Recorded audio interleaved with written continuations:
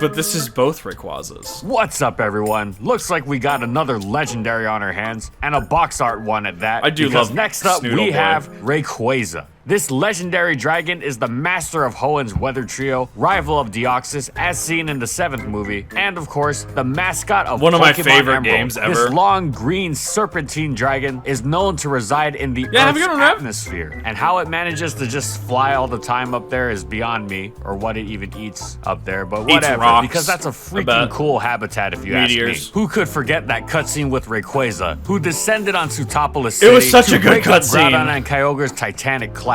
And if you played Omega Ruby and Alpha Sapphire, I'm sure you all remember the post-game story called Got the 'em. Delta episode involving Rayquaza Delta as well. episode was based. Anyways, today we'll I want find more out of if that. competitively it soared as high as it did in the hearts and GBAs of young Pokemon trainers everywhere. It was so So, good. how I good was loved Rayquaza. Rayquaza actually? Still love Rayquaza.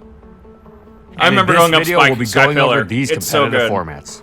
Imagine Gen 3 OU's Salamence, which is already a terrific Pokemon. Take away its ability Intimidate and 5 base speed, then give it a massive boost to every Yeah. other stat, the ability Airlock to bypass the effects of weather, Yeah, and fuck a you, bevy of Tyranitar. amazing moves that Salamence would kill for. Most notably Extreme Speed, but also Thunderbolt, Ice Beam, and Overheat. This is Rayquaza, one of the most fearsome definitive threats in Ubers. It's Look at that fucking move pool. I mean, this is before the physical special split as well, because Gen 3, right?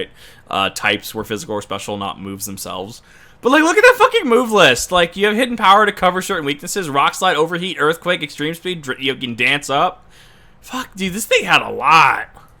Flagship choice band Yes, it set was threatens to destroy absolutely everything, and it does so without even needing stab, since it hits everything in Ubers just as hard or harder with Earthquake or Hidden Power Bug as it would with Hidden Power Flying. Well, technically, Hidden Power Flying has a 5 BP advantage on neutral targets like Groudon and Kyogre, but that is minimally useful, which can't be said at all for the benefits of Hidden It's Power and Ghost. use. The Laddie twins, Mewtwo and Mew, Deoxys Defense, and especially Lugia, Rayquaza's one true counter, are hugely important targets, and Hidden Power Ghost gives the extra super effective kick needed to absolutely demolish them rather than allow them to hang on by a hair. In a metagame as correct, powerful gotcha. as Ubers, every percentage is important. No, it's Speaking of good, yes. which, most priority moves are weak, hovering at 40 BP, but Rayquaza's extreme speed like 80? has the power of a more regular attack, and in conjunction with Rayquaza's immense power is an incredible cleaning Doesn't get tool stabbed, but against it's many 80. of the faster Pokemon in the tier, especially the terrifying Deoxys attack, but also useful against the weakened Was it Laddie 60? twins, Mewtwo. Well, this is Gen 3, so it was probably 60. And also, Extreme Speed also did share, like, quick attack +1 priority.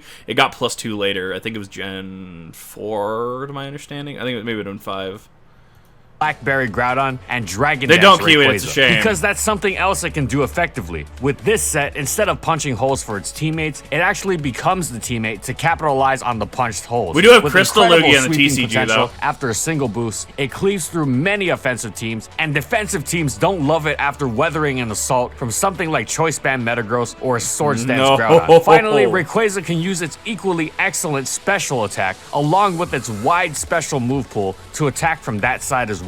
It makes for a good Groudon lure, since Ice Beam Exactly. hits so hard, and is useful for its ability to hit many things like a truck, Pokemon without 2K the is my restriction of favorite Choice movie, Band straight via up. sheer coverage. Fire Blast also melts steel types even in rain, thanks to Airlock. I do like me some Speaking Ho-Oh, of to be which, fair. Airlock is incredibly useful. Yes, as Airlock it allows is Rayquaza based. to use its huge bulk to shrug off powerful fire and water attacks Weather? without caring Nah, for their boost Airlock. in their respective weathers, such as Kyogre's Stab and Mewtwo's Fire Blast. And it completely nullifies the speed-boosted dangerous Swift Swim sweepers like Ludicolo and Omastar, letting it check them and dish out offensive pain in the same vicious stroke. Overall, Rayquaza did probably it have all. many of It was Lugia, a to be viciously fair. powerful wall breaker and kept many of the tier's biggest threats in check. And as such, it was one of the Uber I tier's do like Ho-Oh's defining design, Pokemon. but like Lugia so is much just changed iconic for to me. Rayquaza in the 4th generation. The physical special split allowed Yep. its Dragon Stab There it is. to run off its physical attack, thus meaning it could be boosted further by Dragon Dance or Swords Dance since it learned that now too. Outrage was now 120 base power instead of its previous 90, and the move Draco Meteor came into existence. Outrage got nutty. But speaking of new things this generation also brought many things that Rayquaza didn't enjoy, with Stealth Rock being the chief among them. Choice Scarf also meant that it no longer outsped everything after a Dragon Dance. And of course, Garchomp also gave it competition with its incredible 102 speed and Stealth Rock resistance. However, Rayquaza was... It's hard to understate how much Garchomp changed competitive, especially at the time, because, like, 102 speed was faster than Flygon, which had the same typing, and it outspeeds Rayquaza by 7 points. Like, Garchomp just is an absolute force in Gen 4. I mean, it's still arguably a force, but it absolutely just fucking works. And it's hard to understand. And that's the, like, if this could go toe-to-toe with Garchomp, clearly Rayquaza's in a good spot.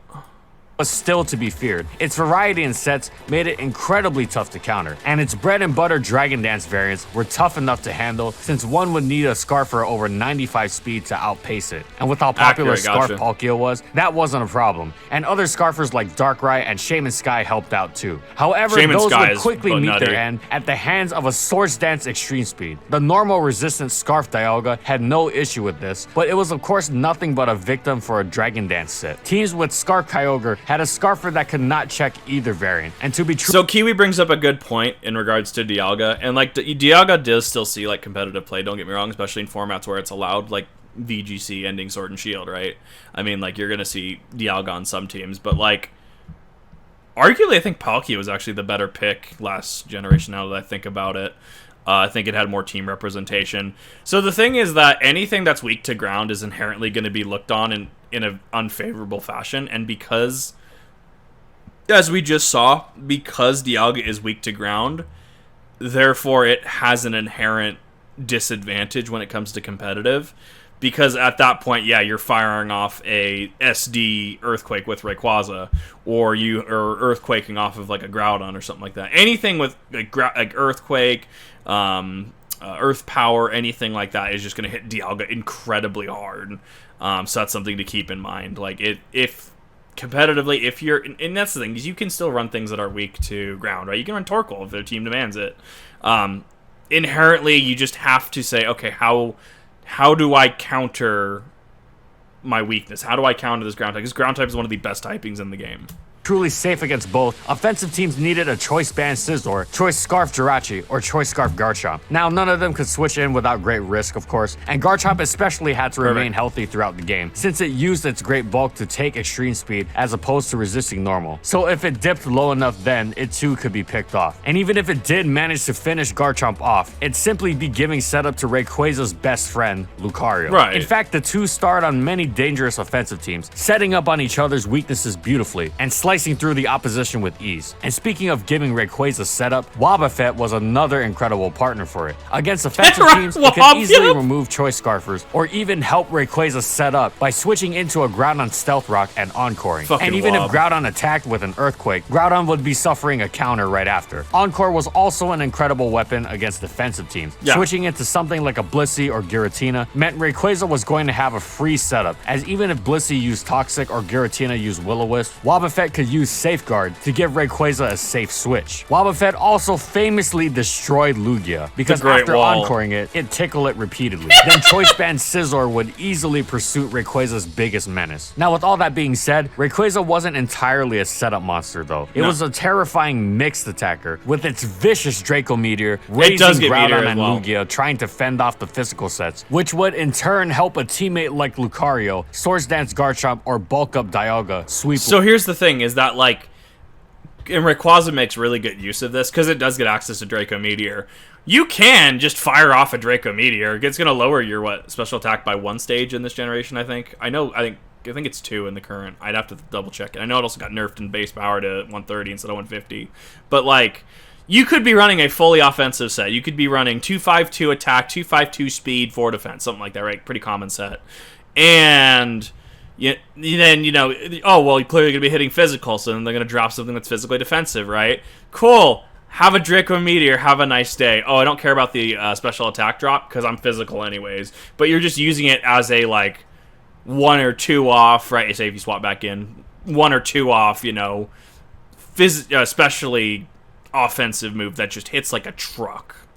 Later. This Draco Meteor lure was so tough to defend itself that some people even used a mixed Dragon Dance to lure its counters for its own sweep. So basically, Draco Meteor early, Dragon Dance later. This Draco Meteor Rayquaza was a fantastic mid-game attacker because the setup sets for Rayquaza usually didn't want to throw their stab outs immediately, especially considering it was Outrage. But with Draco Meteor, this was not the case, and Rayquaza's 95 base speed let it get the jump on many of Uber's most popular faces, not just Groudon and Kyogre, but also Dialga and Giratina Origin. This set also gained notoriety as one of Uber's best leads. Now, anything with a strong attack and priority tends to be at least decent because of how important it is to limit the hazards that Deoxys speed can throw down as a lead, and Rayquaza does this with a bang. In the lead slot is sometimes eschewed Life Orb for Focus Sash, and while this made it a little less threatening to defensive teams, though still not exactly a walk in the park, the lead sets were usually meant to be offensive killers, so this let them fulfill that role with greater efficiency. Suddenly, it could stay in to pound Kyogre, Dialga, Palkia, Mewtwo, whatever. Sash also let it defeat the anti-metagame Sash Tyranitar lead, thanks to Airlock nullifying Sand. Tyranitar is also a monster. Airlock, Pokemon such as Kingdra, Ludicolo, and Kabutops were much more common on Rain, and Rayquaza, of course, destroyed them. Overall, in the Ubers of Gen 4, Rayquaza was once again amazing. In VGC 2010, the first year that 2 restricted mons were allowed per team, Rayquaza was a pretty good pick, not just because of its amazing stats, because Airlock helped shut down the weather-based teams that were such a huge part of the metagame. Focus Sash let it take any Ice Beam or Dragon move to keep dishing the pain out, and Extreme Speed, of course, was invaluable as a finishing move in the face of priority like Abomasnow's Ice Shard or faster Pokemon like Scarf Kyogre. And in a game of inches like Pokemon can be, this could make or break a game, and it did struggle with the incredibly common Cresselia though. Now, admittedly, we couldn't find much in the way of placements on it, since 2010 VGC isn't exactly the most well-documented thing on the planet, but we do know that Rayquaza unfortunately did not appear at Worlds, even though Kyogre and Groudon were basically on every team. However, we did find that it was if Kyogre and Groudon are allowed into format, just expect them to be there. Rayquaza is kind of that weird one out that it can or can't show up. It might be a little bit like less seen. If Kyogre and Groudon are in a format, expect them to be used. That is a constant. Used by Bug Maniac Mark in the semifinals of the Seattle Regionals, and one of either Zerograde or Canis won the Phoenix Regional with it. And I say one of either because I can't tell who's who in this video, but it has their names. So whoever it was, congratulations to you for winning the Phoenix Regionals with Rayquaza. And from its lack of high placements at Regionals finals, we can infer that Rayquaza probably wasn't as elite as the other Weather Trio members, but it did have a solid place in the metagame. Arceus being released in the 5th generation did not thrill Rayquaza. Here was a Lugia-esque counter in that it tanked, outran, and threatened to KO it, that also fit on a much wider variety of teams than the stall-oriented Lugia, and also wasn't Stealth Rock weak. The rise of the Extreme Killer set made Scarf Tyrakion quite popular, and Scarf Tyrakion checked both Rayquaza's setup variants easily. Zekrom and Reshiram, especially the former, provided fierce new Dragon-type competition, and finally I do like older Zekrom because it's just like now it's more like a gray. This was just a like pure black aesthetic with the electric blue undertones. I miss how vivid Pokemon sprites used to be. Finally, Ferrothorn was not quite a counter to Rayquaza, but it was a prime sponge for Dragon Stab, which could potentially compromise damage dealt. However, it was of course deathly afraid of Rayquaza's fire moves, even though usually Ferrothorn didn't mind unstabbed fire attacks that much, thanks to its prominent pairing with Kyogre. But as we know, thanks to Airlock, Rayquaza was having none of that. Sand teams rose with the Vicious Sweeper Excadrill, but Rayquaza halted it in its tracks and dished out a massive hit in return. But eventually, Rayquaza received the move V-Create via... And thus we get into contention because I firmly disagree with Rayquaza getting V-Create as someone that owns a V-Create Rayquaza. Like, it's fine if you go to Pokemon Showdown. So what happened was it got a mystery gift from Japan, a Japanese mystery gift. And I don't remember what event it was specifically, but it was a Rayquaza with V-Create, Victini's secret move. And it is just arguably one of the best in slot moves you can have on a competitive Rayquaza. Like absolute best in slot, because and you'll get into this, I'm assuming. Like it'll like hard counter things like Ferrothorn. If you're to say a Fortress, Scizor, it'll just nuke it straight up. Celebi even, right? Shaman, because it's just a really strong fire type move. That being said, it is literally like no further are in distribution. At that point, you're looking at either illegitimately getting events, genning it, getting it hacked, buying it from somebody that has it third party, stuff like that Pokemon doesn't like, right? So I disagree when, you have games like Sword and Shield or Scarlet and Violet, where you'll have Rayquaza in, and it's like, oh yeah, no, well, now this is just a Rayquaza with V-Create, and it's just like... So, that being said, my distaste with it and, like, having it best in slot but being unable to obtain it, but it still being, like, best in slot, to the point, where these third-party avenues come into play, right? Is Pokemon should just regularly, like, re-release stuff like this to just, like, new players. Even host it, like, limited reruns, right? Like, oh, for this week only, go and get Oak's Male Shaman, right? Or for this week, get V-Create Rayquaza. I'm sure it's not going to take that much space. Like, who needs another Porygon 2, right? Who needs another Torkoal? Who realistically needs another Pikachu event with a Pikachu in a Pokeball, right? Like, or they could give this stuff out. And that's just a competitive, weird thing that I have, where it's like, they want to print stuff like that, print, quote-unquote, I'm thinking TCG logic. They want to release stuff like this, but then not follow up on it. And then new players that maybe want to get into it are just completely locked out. And if I've told someone in chat, hey, let's go play Pokemon right now, and they're like, oh, well, I want to use V-Create Rayquaza, and I say, well, technically you can't do that, They're going to feel like, what the fuck, right? Like, why can't I use this? Well, it was released black and white. It was a Japanese exclusive event, and you can't get it legitimately anymore. Well, I want to do it. Yeah, Kiwi released Spike-Eared Pichu again. Like, you can't bring that past Gen 4, because I had tried it once upon a time. It says that, I think it was something about the time rift or whatever that it went through. It can't do it again. So it's, if you have a Spike-Eared Pichu, a Notch-Eared Pichu, it is stuck on the Gen 4 cart. It cannot move up. Stuff like that, I mean, it should be, like, no issue for them to re-release stuff like that. And even then, like, I mean, sure, cut off older support to games, which, allegedly, there are things on YouTube that show you how to get Gen 4 and 5 events, but, I mean, I'm not, condoning it. That's neither here nor there. I hear that these are things, potentially. But yeah, no, it's one of those things that it's like, I have huge competitive gripes with this, and even then, things like this could also revamp VGC, so to speak. So, like, for example, we're gonna go into like a not Dex-esque, Scarlet Violet, right? If we see Landorus, if we see Incineroar, we're gonna see Landorus again, gonna see Incineroar again, gonna see Cresselia again. It's just gonna be the same that it was towards the end of Sword and Shield, right? Or, and hear me out, you give things like Mewtwo Heal Pulse again, because you literally have these as past events. You say, hey, we're going to re-release this again. Have your V-Create Rayquaza. It is legal for VGC. Golden Go goes, oh! Right? Or you have Mewtwo with Heal Pulse, so you run a Mewtwo Kyogre core, where, you're spamming Specs Kyogre Water Spout, and maybe you have, like, Scarf Mewtwo with Heal Pulse, right? Just these things that I think would help the metagame evolve, while also allowing players that haven't played Pokemon for the past 15 plus years, right?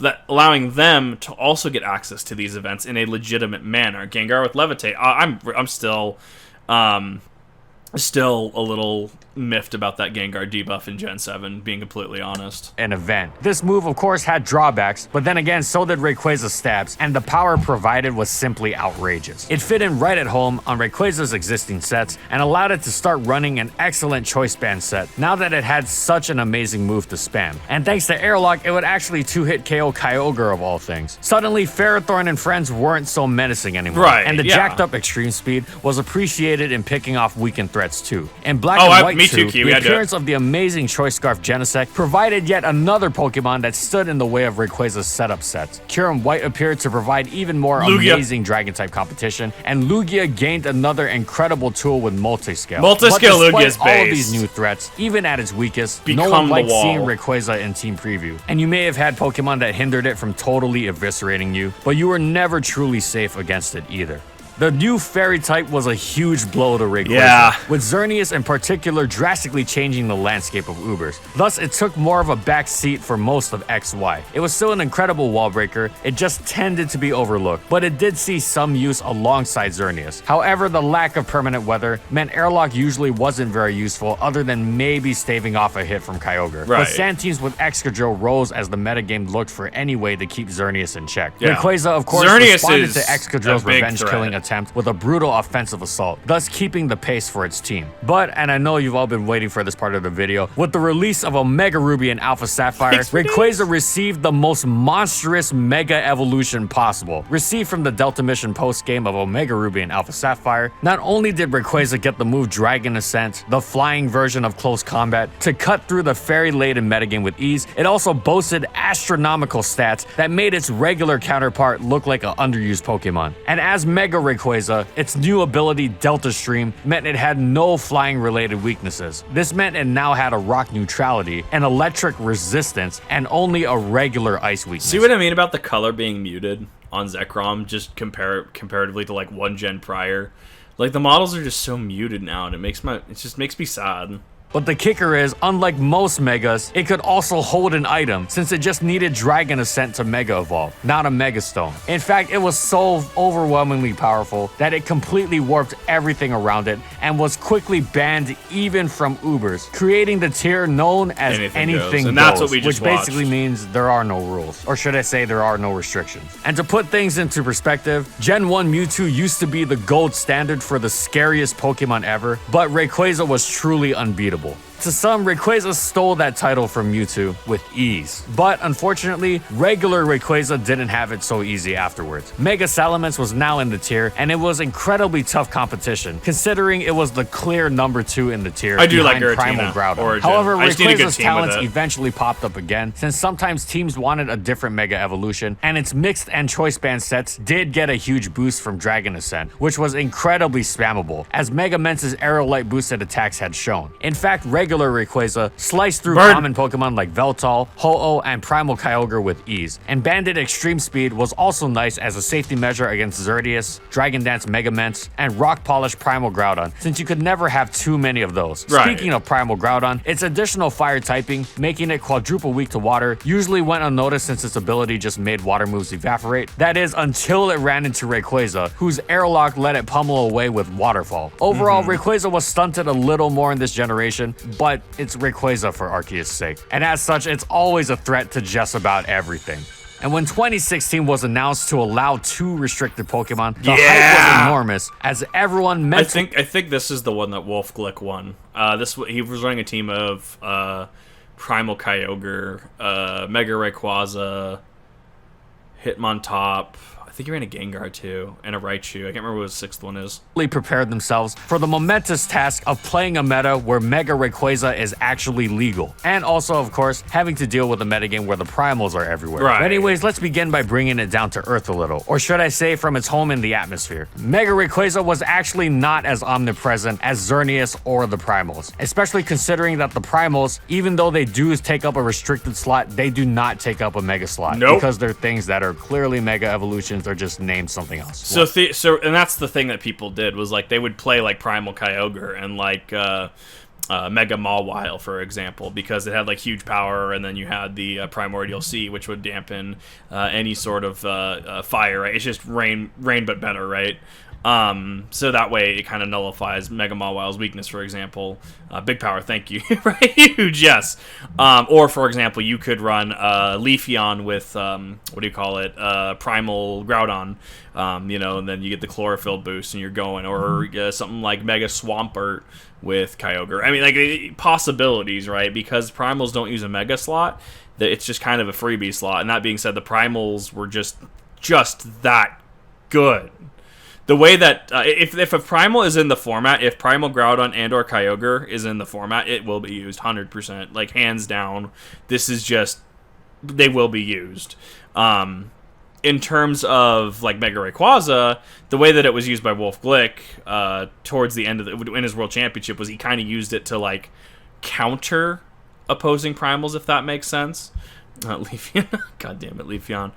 I mean, and that's the thing is people can be good enough at Pokemon to not use legendaries. Just because you have a bigger stat block doesn't mean you're inherently better at the game. It just makes, gives a healthy padding, so to speak. Whatever. Dragon Ascent's defense drops also made it easier to pick off, and its speed tier sometimes necessitated Protect to safely Mega Evolve, which could be taken advantage of. However, make no mistake, Rayquaza was an absolute terror and one of the defining Pokemon in the metagame. Yes. Its ability to mess with Desolate Land or Primordial Sea extended to Delta Stream, protecting its flying type teammates by weakening Rock, Ice, and Electric moves. Now, it wasn't the fastest in the tier, as Mega Salamence and Gengar saw to that, but it was one of the fastest, and was the fastest restricted Pokemon that wasn't a Mewtwo. And of course, its offenses were just breathtaking, especially with Life Orb and that base 180 attack. But it was still a powerhouse even with Focus Sash, which made it even more of a menace as it was less bothered by Dragon Ascent's drops and meant it was no longer completely dumpstered by Xerneas. Extreme Speed even had a +2 priority, letting it outpace Fencer and Talonflame's Brave Bird. Rayquaza could also go for a highly menacing Swords Dance set to truly punish any Protect shenanigans. And as you may have surmised, its usage was all over the place. Now, again, not as much as the Primals or Xerneas, but it was still quite prominent. And we'd be here until VGC 2020, listing all of its placements in 2016. So we've limited them to first place finishes. They are as follows, and I apologize in advance if I butcher any of your names, but there's Jamie Boyd at Liverpool and the Wakefield Regionals, Ricardo Apamea at the Pregonzio Regionals, Luis Conti at the Aachen Regionals, Heriberto Pacaje at the Chile Regionals, Esteban Molina. See what I mean, Kiwi? Like, well, so in this case, Mega Mawile is actually actually, this might be a team that you might want to try out. This looks like it's right up your alley. So you have your Primal slot that's taken up by your Kyogre, and then generally you can flex between Mega Mawile, or you can flex between Mega Rayquaza, depending on what the situation needs. If for some reason you think that you're going to need to cancel out opposing Primal, if you're just needing that pure offensive power, why not Mega Ray? Mega Mawile just hits different things. It's also Fairy Steel, if I remember correctly. I'd have to look at his team, but I mean, obviously, yeah, you have your Crobat probably rocking Tailwind, some sort of priority, maybe trying to go for Flinch Hacks with Air Cut or something like that, maybe. A Mogus, if you will. Mogus, Redirector with Rage Powder, probably running maybe Protect Toxic, something like that. And then obviously your Weavile, which is just your primary heart. Very aggressive and offensive team with kind of your Crobat U-turn, keeping the momentum if it's running U-turn, and then you have your Amogus, which is kind of like your pivot, so to speak. Lena at the Costa Rica Regionals, Renzo Navarro at the Peru Regionals, BBT Leal at the Taiwan Regionals, look how popular Mega Mawile was. at the Dortmund Regionals, Dane Zeman at the Fort Wayne Regionals, Javier Senorena at the Italian Nationals, Kotake Hideo at the Japan Nationals, Alfredo Prada at the Colombian Nationals, Israel Guandulin at the Mexico Nationals, and finally, at Worlds, we have for the Seniors Division, 8th place Brendan Zhang, 6th place Niels Dunlop, and 5th place Hongju Young. And for Masters Division, we have 8th place Barris Akos, 7th place Barry Anderson, 3rd place Marcus Statter, and Wolf Glick taking 1st place. And there he is. This was the team. I remember watching this. I don't think I watched it live. I watched it pretty close. I know exactly when this was that I was watching this. Like, he brought a team. Like, Wolf Glick brought a team. And it was, as I said, like, this Primal Kyogre was kind of his main person. And then, to cancel out an opposing Primal or just to get in that sheer raw damage, I mean, he would pivot in Mega Ray. Absolutely. And then he could theoretically trap with Mega Gengar. Lightning Rod Raichu, absolutely great. Intimidate Hitmontop, just... I associate Hitmontop with Wolf Glick at this point.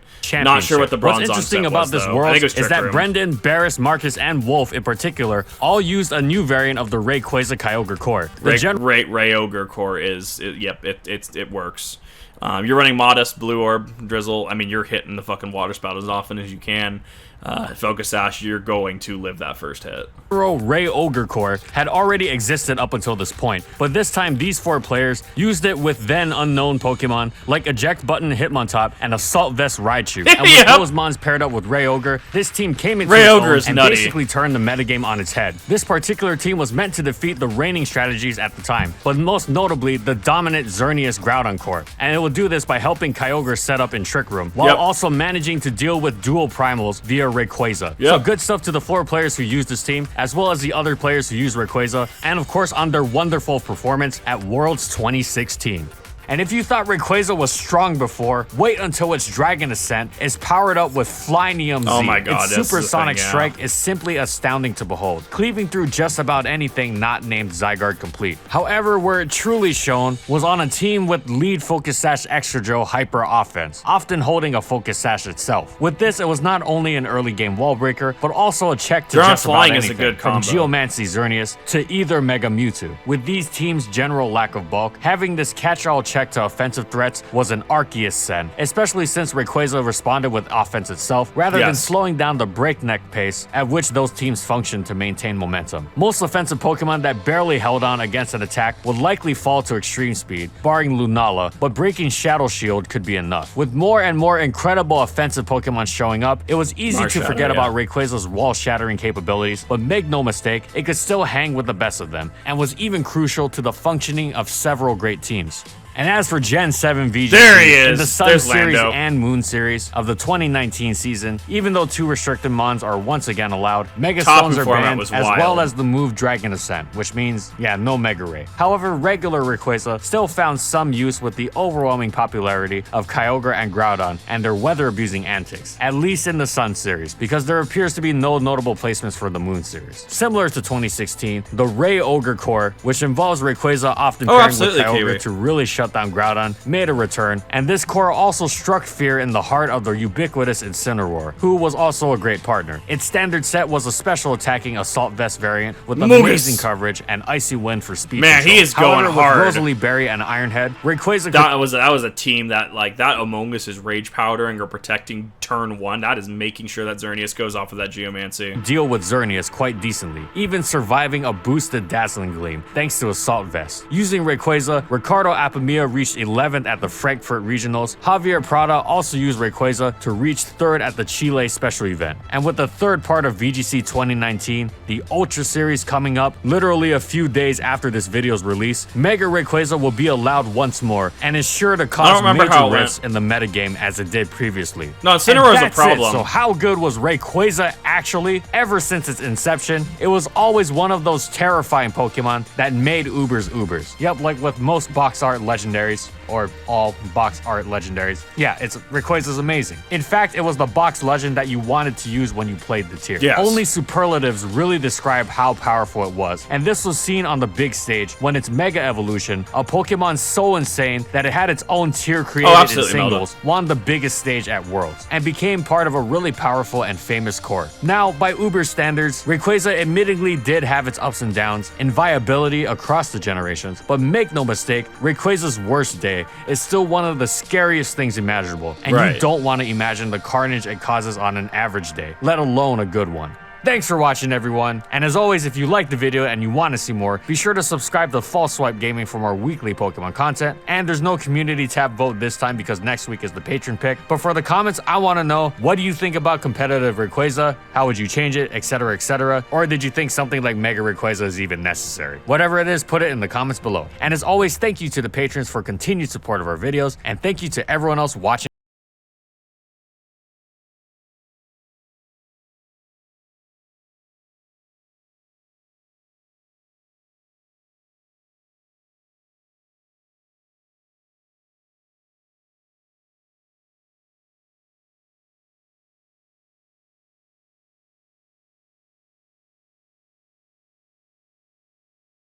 All very relevant information. Mega Ray buffed Rayquaza, and Rayquaza was already doing pretty well. Mega Rayquaza just shot it up in terms of just power immensely. Absolutely nutty.